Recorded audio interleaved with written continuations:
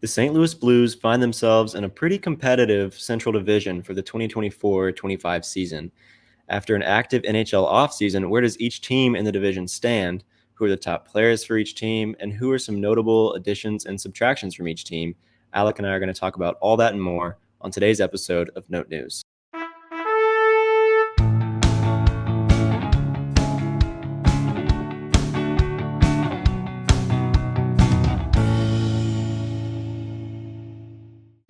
So this is the first episode of a little series we'll do previewing the Central Division in the NHL.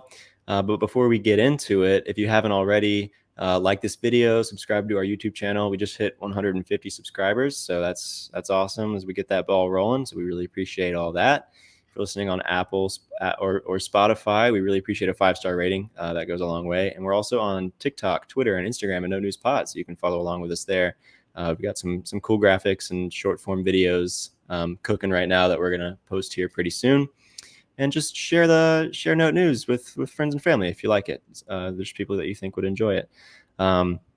So this is, as I said, the first episode of a sort of mini series that we'll do assessing the Central Division rivals that the Blues have, sort of based on their offseason moves, their current roster, and then we'll determine what their outlook is for the upcoming season. It'll be a 3-part series. This is going to be the first of 3, where we'll cover today the Chicago Blackhawks and Minnesota Wild. Before we get into sort of the nitty-gritty specifics of it, Alec, sort of give me your overarching sort of expectation of the Central Division. So how do you think it measures up with the other divisions? Like, do you expect it to be pretty competitive with the teams, with the 8 teams in the Central, or sort of what are your general thoughts on the Central? I think I mentioned this in an earlier episode, but I believe that the Central Division is going to be the best division in the NHL this year. And additionally, I was doing my just like general playoff or NHL predictions that I do every year just for fun. Mm-hmm. And I had 5 playoff teams from the Central. And I don't think that's really that unrealistic too. Yeah. So I am definitely going to be fascinated watching how the division plays out. I think it's going to be a very high level of competition, which, is kind of good and bad, goes both ways, because if you can hang with that, then you can hang with the best. And, playing through a tough Central Division with, so many division opponents on your schedule, that'll better prepare you for either growth in the long term of like future seasons, or potentially, down the stretch, if this team really has got it going and could find themselves in a playoff spot, that's good experience. Obviously it is also fun to beat up on, lesser competition and sort of pencil in the wins. But if you've been watching St. Louis Blues hockey for the past 15 years, you know that this team can never pencil in a win against a bad team. That's fair. Yeah, that's very true. So I'm excited to watch the season, and I think the Central is going to be tough. Yeah, it'll be a fun year, I think, for the Central for sure. I think most, if not all, of these teams, definitely not all, but a fair number of the Central teams are sort of headed in the right direction, for each of them. Some more slowly than others, but I think for the most part, people are making progress. Each team is making progress. Are the Blues one of the 5 playoff teams that you had in your predictions?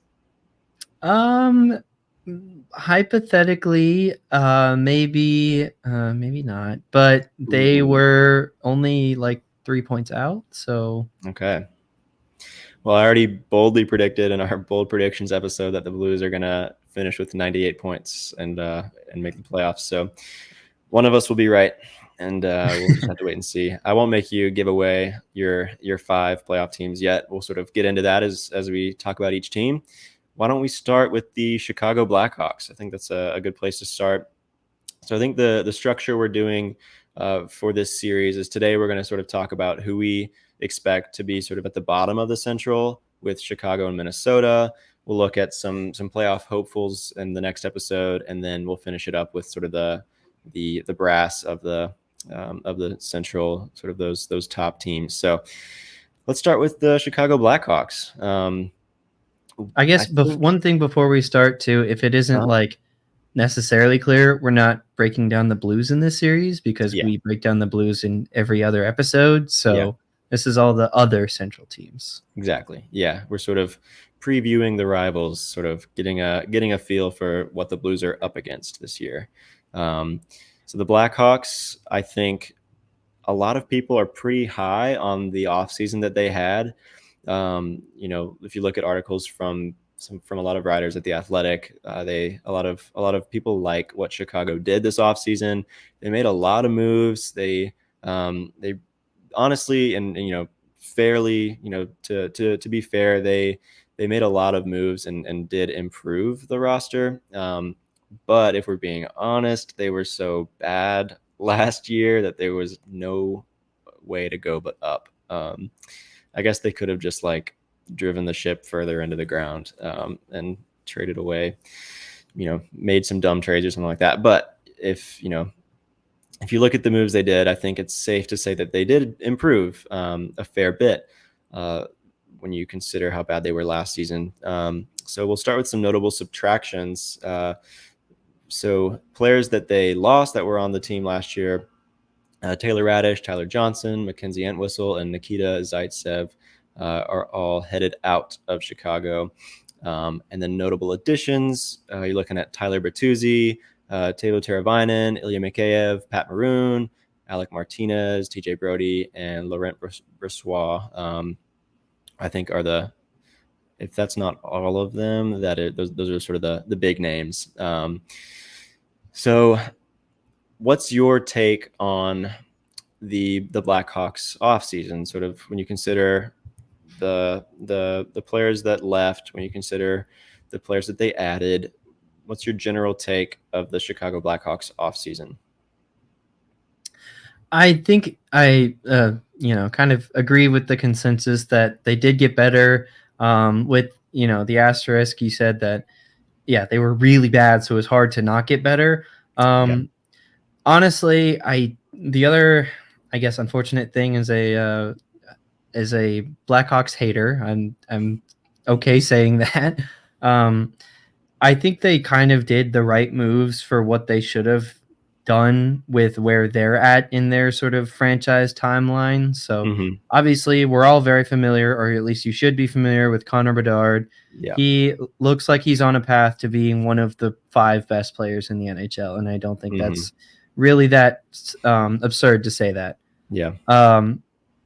But last year, I mean, he was the only player. Like, I seriously wouldn't take another forward, another defenseman, another goalie, and even like say some like maybe no. Like they were just atrociously bad last year, and this year they should still be bad, but definitely they made what I mean when I say that they made a lot of the moves that you would hope a team in their position would. They made a lot of value signings that they could trade away for picks, or that is just going to help their team be better. And like, I wouldn't say be competitive, but like they could definitely steal a game from you. Also, I think with a lot of guys like Bertuzzi, Pat Maroon, even kind of Alec Martinez, they signed a lot of really physical players, so they kind of want to play like a little bit of a bruiser style, it feels like. Which is also annoying because the second worst thing to happen, other than the worst thing being losing to a bad team, the second worst thing, or maybe you put them in the other order, is losing a player against a bad team. Like if a player goes down with injury in a game that kind of doesn't matter, that's just one of the worst feelings. And it kind of feels like the Blackhawks are a little bit building their roster to really just be pesky and be pests in the Central Division. So I don't like that as a Blues fan and as a Central Division fan, but yeah, I mean, they did what they needed to, and did what I hoped they wouldn't, I guess. Yeah, for sure. I mean, they didn't really go after any of that elite level NHL talent, either in free agency or on the trade market, but they did transform their top 6 forwards with the additions of Bertuzzi and Teravainen. They added some depth on the blue line as well with Alec Martinez and TJ Brody, of course. And then they got a decent goalie in Brossoit to complement Peter Mrazek as well. So I think that these are mostly veteran players that they added. And I think that given, as you said, given where they are as a franchise and where they're headed, it's probably the right move to sort of add those players that are a little bit closer to leaving the NHL, honestly. That way you fill out, you fill out the lines on your NHL team, which gives your prospect system a little more time to develop. And I think that's probably the right move. It'll also improve the product on the ice, not just help them improve in the future. It gives them, as you said, some talent, surrounding Connor Bedard, help him develop a little bit, and that way they're at least watchable if he's not on the ice. Is I think their goal. So why don't we talk now about who we think their top players are? It might be a little easy because there are some, a few at the top, especially in that forward group. So we'll start with that forward group. Obviously, as you said, their top player and their top forward is, of course, Connor Bedard. Had a pretty good season last year, I think you'd say, and is definitely on a good trajectory, as you mentioned already. So who do you think is next in line among the forward group? Do you think it's Bertuzzi, Teravainen? Do you think anyone takes it away from them? Maybe, I don't know, Philip Kurashev or anything like that?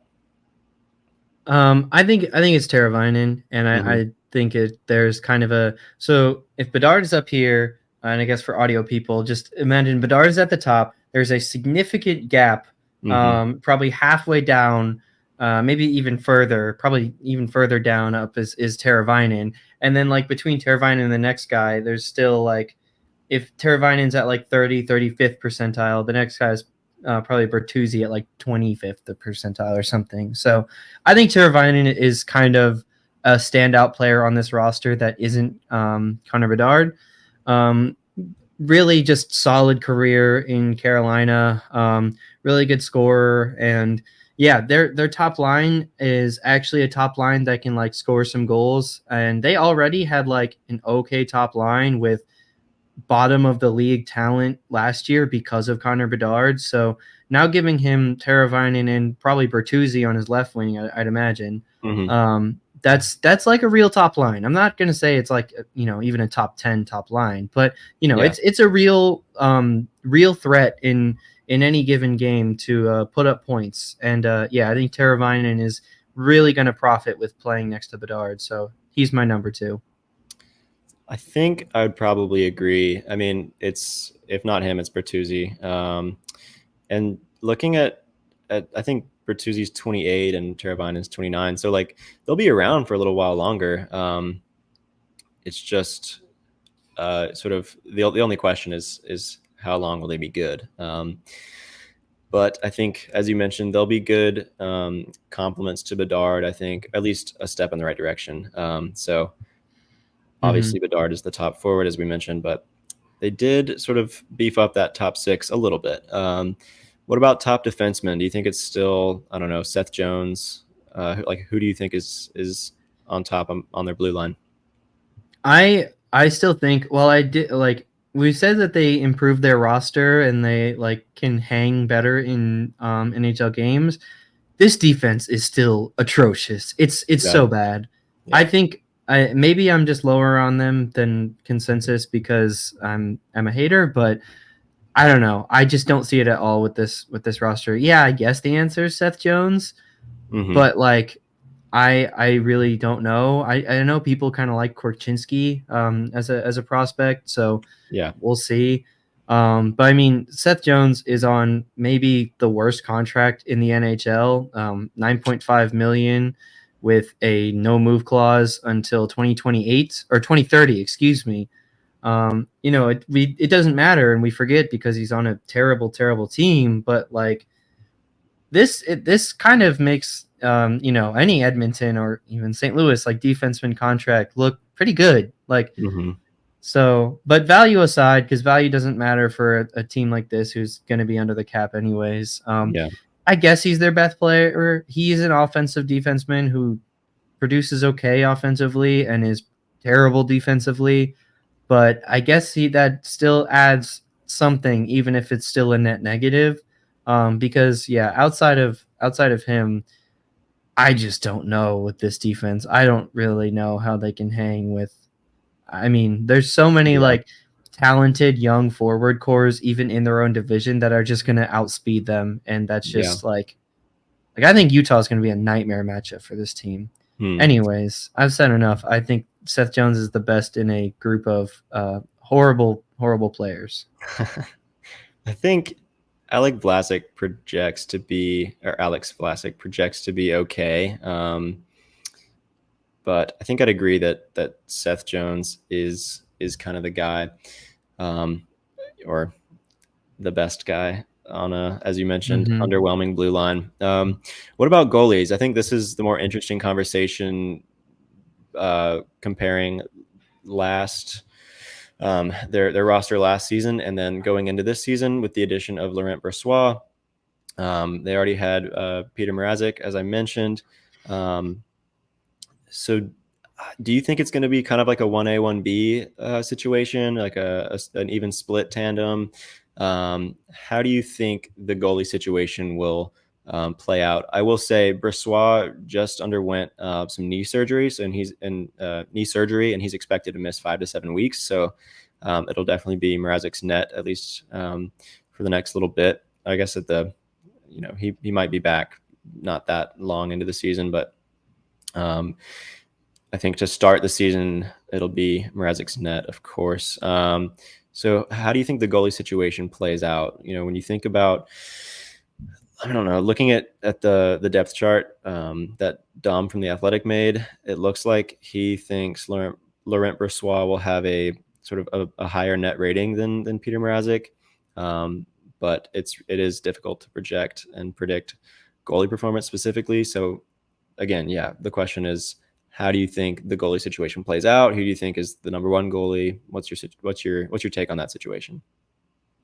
Yeah, I mean, if anyone can accurately predict goalies and like goalie performance, I Yeah. don't know.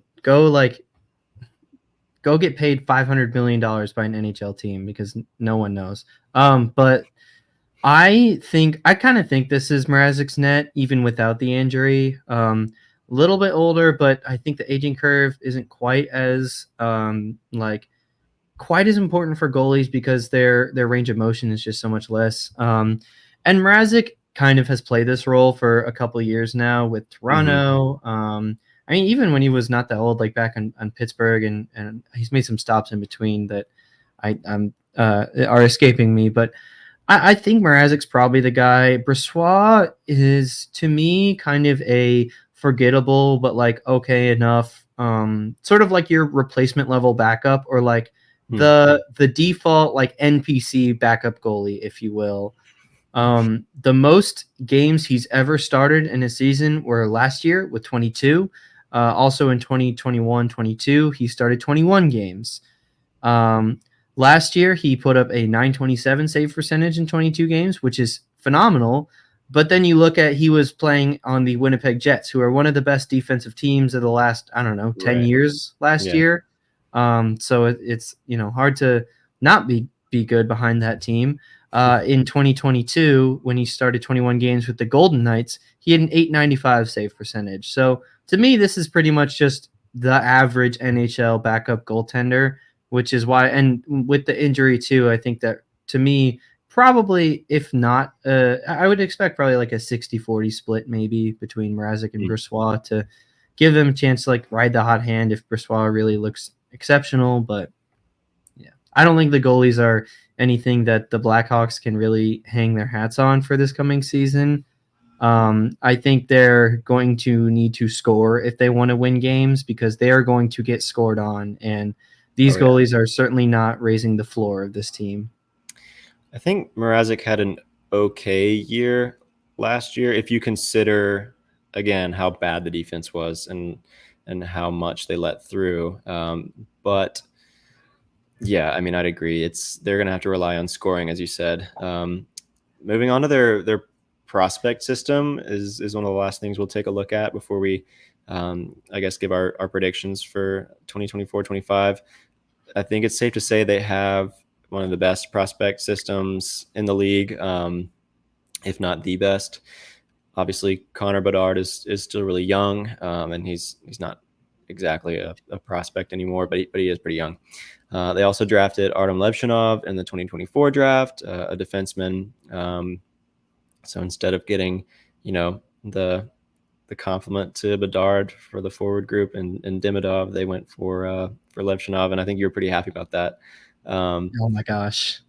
They also have Kevin Korchinski, as you already mentioned, who could make things interesting on the blue line, and sort of, I guess, defensively as a team. How do you think this prospect system plays into their outlook for next season specifically? Obviously, it sets them up pretty well for the long term as they make it out of their hardcore rebuild. But in terms of next season, how much of a factor do you think the prospect system will be? I would say, I still think they have a lot of really high end talent, but I still think a lot of their guys are going to take some time to like make a real impact at the NHL level. I think potentially, like looking forward to next year, a lot of their guys could play. Mm-hmm. But some of their best like prospects, like you mentioned, Levshinov, Marek Vanacker was a pretty good prospect that I liked. These guys are like young, like 18 years old, young, so it's still probably a little bit off before their true like top end of the prospect list guys come up, but maybe some of those depth pieces could come up, especially in their forward core.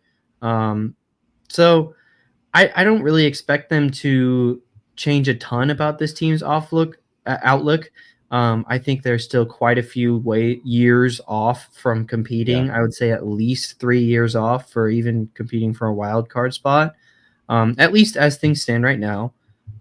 So, yeah, I mean, I think they. I guess also I'm gonna take my flowers on the Levshinov thing. I cannot believe Demidov was there. Like this guy could be so good offensively. He could be, I don't know, maybe like a Evgeny Malkin to Bedard's Crosby, if you will. But nope. Mm, Instead, we'll take the guy who was ranked similarly to Adam Jiricek. yep. I wrote a Yep. piece on that on Bleed and Blue, which you can check out more, where I really kind of didn't hold back on the Blackhawks first round picks. So check it out. It's called Meet the Blackhawks. It's one of my favorite things I've ever written. That's a pretty good article. I did like it. So let's predict now sort of where we think the Blackhawks will end up. What is the outlook for the Chicago Blackhawks for 2024-25?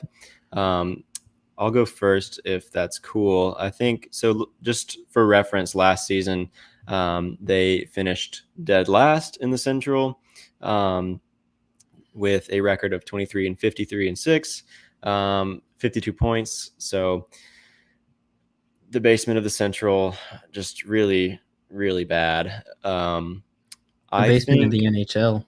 yeah, I mean, not far from being. I think they were the second worst. Yeah, second worst after the San Jose Sharks. So the basement of the NHL, as you said.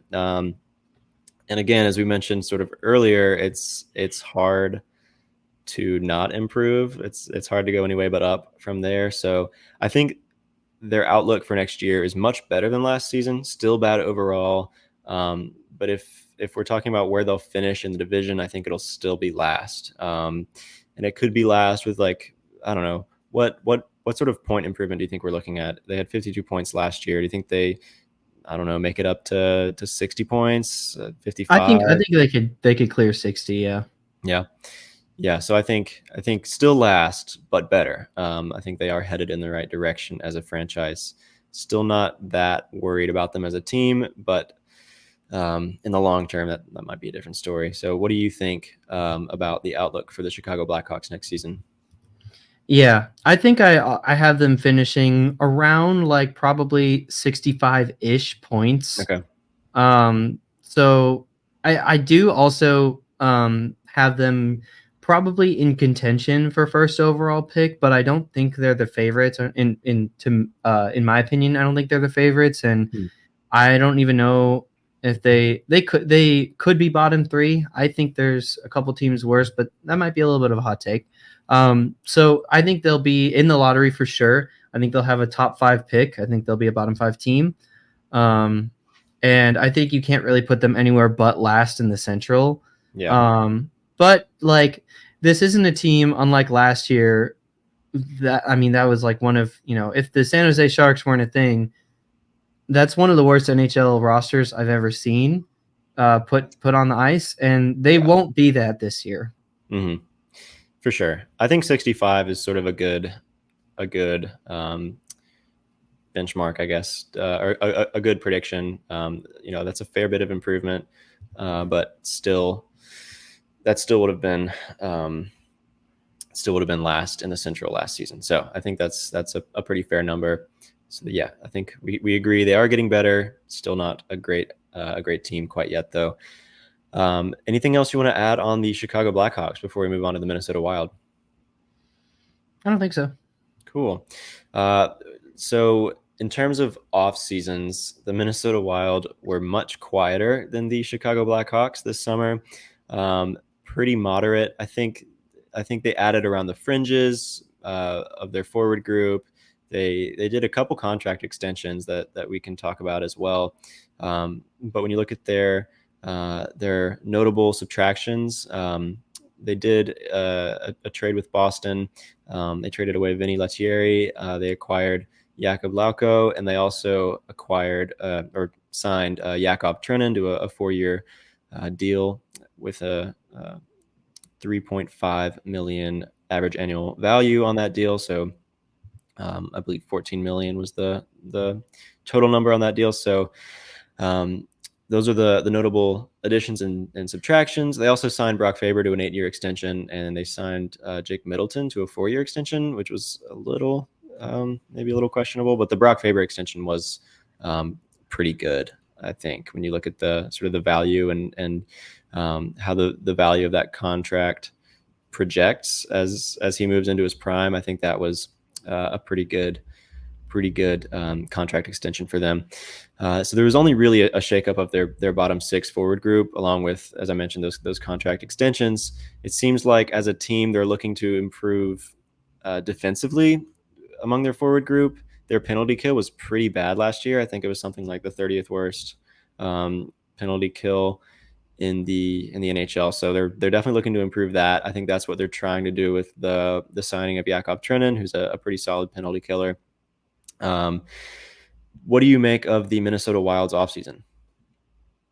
I would say it was very quiet, and I don't really know. I mean, they have right now just no cap space. Yeah. They have $756,000. That is effectively zero. So I guess they couldn't really do that much, and they really didn't. And I'm not really sure, like, how that's. If I were a Wild fan, it's really hard to tell where their franchise is going, and that's never really a good feeling to have. Yeah. They kind of took a chance on a lot of really young players, and also still have a lot of their old core, old guard, still on the roster under contract. Now, some of them have moved on since, but there's still a lot of guys like Matt Zuccarello, Marcus Foligno, I'm thinking of, who have been long-time Wild players, and they're kind of in a period almost like the Blues were after 2022, to where they still have a lot of old players on their roster. They want to get younger, and they don't really know how to move off of them. A lot of them do have clauses of trade movements, etc. So in terms of their offseason, they didn't really do much, and they couldn't have really done much. Right. So I guess it was a bad offseason, because their team definitely, maybe not definitely, but I don't think their team got a whole lot better. And I don't really know what they can do. I think they should have probably tried harder to move off at least some of these guys, because I don't really think any of them are truly locked down like, oh, they're definitely going to hit for us this year. Like they kind of feel like they need to enter a transitional period, and for whatever reason either can't or won't. Yeah. As you mentioned, not a lot of cap space. I do think they have a decent amount of money coming off the books after this upcoming season. So in 2025, next summer, I think might be the time that they'll take advantage of some money coming off the books. But yeah, like you said, kind of underwhelming. I think they did improve. I think it was pretty marginal, but I would say that they did improve. Just because that penalty kill, as I mentioned, was so bad, and that was a big need that they had to address. And I think the addition of Yakov Trenin in particular, I think that sort of helps fix that issue.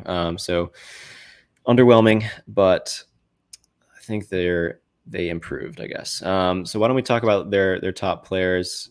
Is there anyone other than the obvious that you would consider a top forward other than Kaprizov?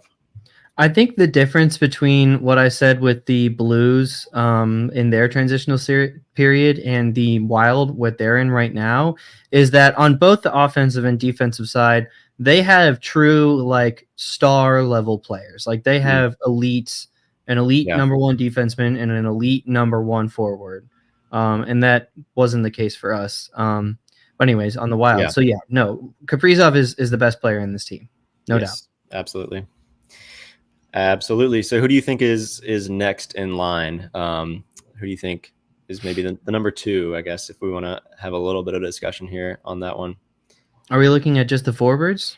Yeah, just the forwards. Okay. Joel Eriksson Ek is a guy who's gotten a lot of Selke votes and gets Selke consideration every year. Really good defensive forward and used to be good offensively, although I think that has kind of passed him by. Although I think probably players I'm most scared of, I might say Matt Boldy. I just think he's got a little bit more in the tank than Eriksson Ek. I feel like Eriksson Ek is mostly like set in his game, and he'll be, I don't know, maybe around 50 points. Whereas Boldy is still pretty young and can still like get better, and additionally is a guy they've signed to a long-term contract they believe in, and for the most part usually NHL teams are right about that. So I'd probably say in my opinion, I think Boldy's their number two. Interesting. Okay, I was going to go with Eriksson Ek, but I think it is, a pretty good discussion there. I think I tend to value defense pretty highly, so that's probably why I was leaning that way. What about defensemen? Who do you like? I mean, Brock Faber's their guy, and he is the guy. I actually thought he was going to win the Calder last year. I thought Bedard missed too much time. I was wrong, and I'm not saying that he should have won it over Bedard. But, yeah, I mean, Faber came kind of out of nowhere. Like, I definitely heard about him, but I never thought he was going to be this good. And he looks like I don't want to make Oilers fans more mad, but he looks really good. Like, he's a true number one, legit two-way stud. Yeah. He got his bag, and he earned it. He deserved it. Yeah. Yeah, it seems like, as you mentioned, that's what the Blues are missing. As we've mentioned, they sort of got a decent foundation in their young players, but they just don't have that star power in the forward group or in the defenseman group. And it would be so nice if we had something like that. Yeah, I think it's a pretty clear top forward, top defenseman discussion there. Why don't we talk about the goalie situation? So I think last season was pretty much a split tandem. So Philip Gustafsson played 45 games, Marc-Andre Fleury 40 games. So it was pretty an even split there. Who do you think is the better goalie? I don't think it's much of a discussion for when you're looking at next season, but really, I don't know. I mean, I guess they had pretty similar years, but I give the edge to Gustafsson just because he's 25, and I think as a goalie, he's getting closer to his prime with each year. He was not as good as he was last year by any means, but I think he's still, as he continues to get more experience, we'll get better. Whereas I think Fleury is sort of on the opposite side of things. It was 39 last year, is not who he once was, of course, but still, I mean, still good, obviously. But I don't know. I think it's Gustafsson. I agree. It probably is a open shut case, but I don't know. I think there's still a little bit of name factor with Fleury, and maybe it's just me because I was such a big Fleury fan. I think he'll be a Hall of Famer. I don't know if that's contentious, but I think he should be. And he was probably a top 5 goalie of the last decade. I do think Gustafsson's a better goalie, though. I think he should play more minutes. I don't know how Fleury will feel about that. I know he's kind of a pretty outspoken for goalies. So maybe he'll get traded because he wants to find playing time somewhere else. But certainly I agree.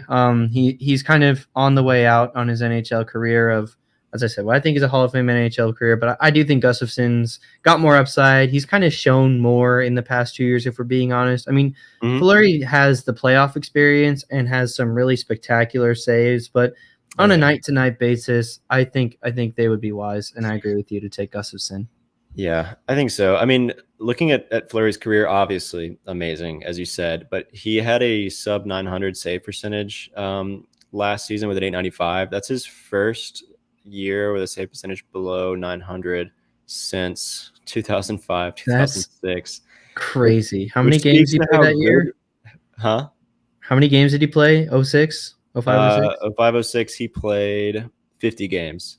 Okay, so a full season. Okay, so that's crazy, though. Yeah, I mean, that speaks to how great of a career he's had, obviously.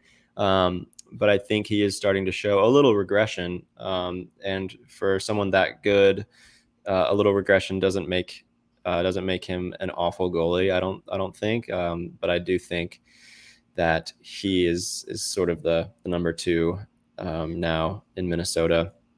I do also think, first of all, the Wild jerseys and just their logo and color scheme are great. I think Fleury might have the best goalie kit in the NHL. His like the brown leather split with like the red and the green on his leg pads and like the pink flower on his mask. I think has my favorite kit.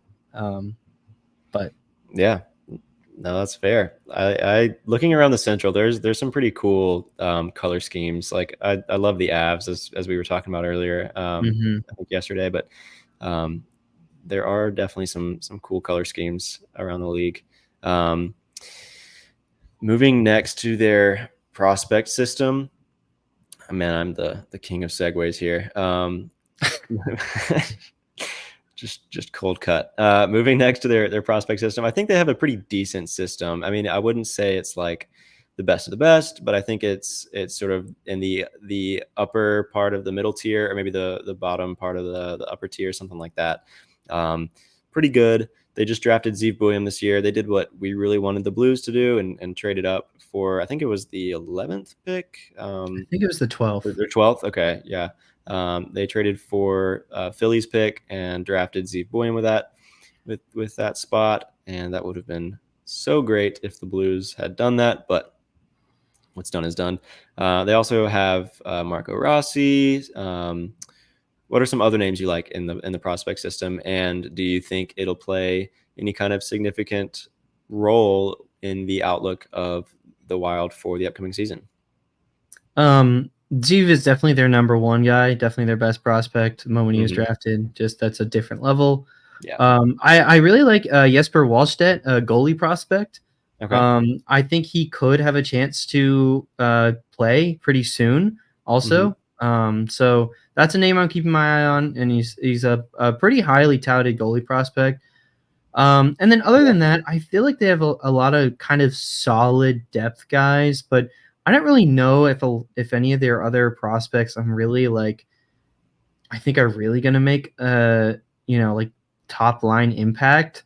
I think they have guys who will play in the NHL and will probably be okay.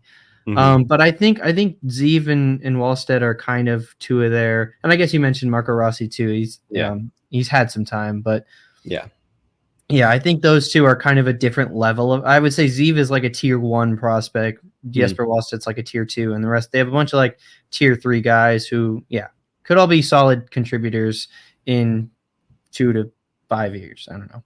Yeah, I mean, Marco Rossi played all 82 last season with 21 goals, 19 assists, 40 points. So I think he'll be a pretty significant contributor. He'll continue to be. As I said, decent prospect system. Not the best in the league by any means, but I think it'll keep them heading in the right direction as we look into the future. But let's look not too far into the future and just talk about next season. There's a better segue. What do you think their outlook is for the 2024-25 season? As I did with the Hawks, I'll give you their stats from last year. So in 82 games, they won. Let's see, their record was 39, 33, and 10, 87 points, and they finished sixth in the Central. So how do you think they will? How do you think they'll fare in the upcoming season, 24-25? Yeah, that is above 500 points percentage. Mm-hmm. Um, and I'm not really sure if they'll hit that mark again. I don't know if they got worse, but it felt like they kind of overperformed a little bit last year. Hmm. And it's less that I think they got worse and more that I just think they're getting older. They did miss some time from Kaprizov, so perhaps Yeah. that balances out. I don't really know if one player can make that big of a difference in your points percentage, but then again, this is Kirill Kaprizov, so Yeah. there is always a chance. I would say they're probably going to finish right around the same mark. I'm actually going to have them. I have them finishing 7th in the Yeah. Central. I think they will miss the playoffs, though. I would be surprised but not shocked, if that makes sense. If Mhm. they made the playoffs this year, I think the Central has 7 teams that legitimately could make the playoffs. Not saying I think. I mean, obviously 7 teams can't. So, Careful. um, Careful. I think they could make the playoffs, but I don't think they will. I have them finishing at like around probably between 80 and 84, like hovering right around 500 points percentage. Mm-hmm. Yeah, and finishing 7th. Finishing seventh. I have them finishing seventh as well. I was saying be careful. You're wandering into sandy territory over on a deal in the cards, predicting there to be 7 Cardinals All Stars. Oh no. Well, Um, by the format, you literally cannot have more than 5 playoff bold teams. prediction: the playoff rules change, and the Central has 7. Um, I think seventh is where I'd put them as well. Obviously, the fact that we did these 2 teams on the episode today sort of speaks to that. So I don't guess that's a big surprise. I think 80 points is probably yeah, I don't know. I guess the 80 to 85 point range is something that I would think is most likely.